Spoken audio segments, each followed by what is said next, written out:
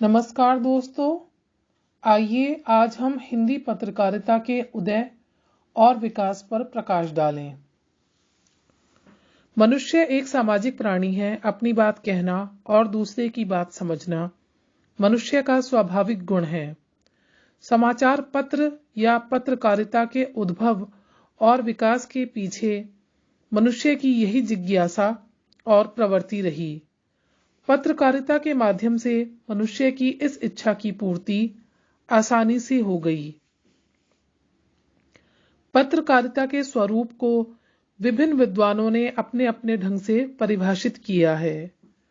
Doctor Krishna Bihari मिश्र के अनुसार पत्रकारिता वह विद्या है जिसमें पत्रकारों के कार्यों, कर्तव्यों और उद्देश्यों का विवेचन किया जाता है।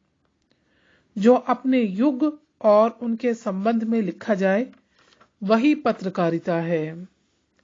उपयुक्त परिभाषाओं के आधार पर कहा जा सकता है कि पत्रकारिता पूर्व, पश्चिम, उत्तर, दक्षिण चारों कोनों से इकट्ठा किए गए समाचार पत्रकार द्वारा जनमानस तक पहुंचाने का माध्यम है।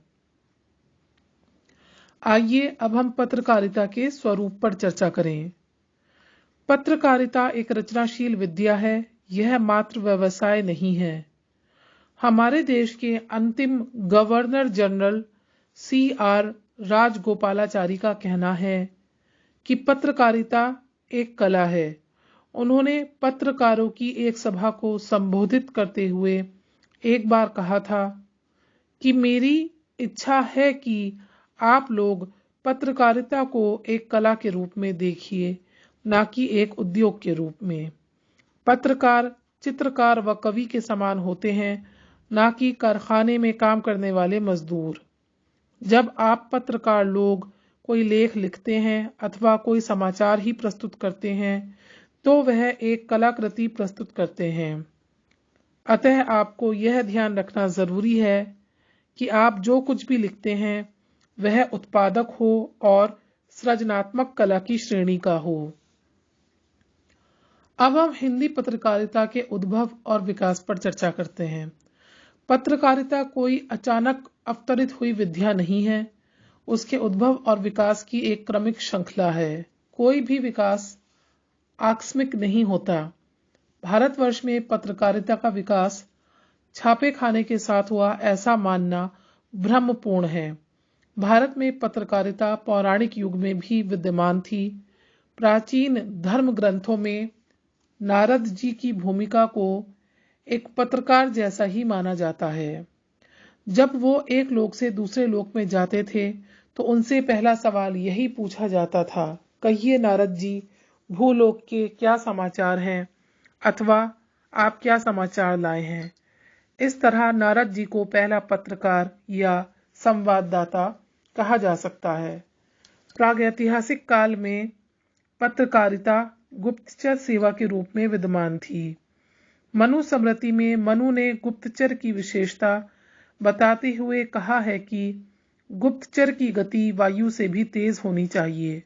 रामायण काल में गुप्तचार शब्द का संवाददाता की जगह प्रयोग किया जाता था। महाभारत काल में भी पत्रकारिता का रूप गुप्तचर रूप में देखने को मिलता है। गुप्तचर राष्ट्र के उच्च अधिकारियों की गतिविधियों पर भी नजर रखते थे। राजा इनके माध्यम से जनता के मन की स्थिति की जानकारी लेता था। पत्रकारिता के दृष्टिकोण से गुप्त काल, अशोक काल और कनिष्क काल महत्वपूर्ण है। इस काल में पत्रकारिता का रूप गुप्तचर विभाग से अधिक विकसित हुआ।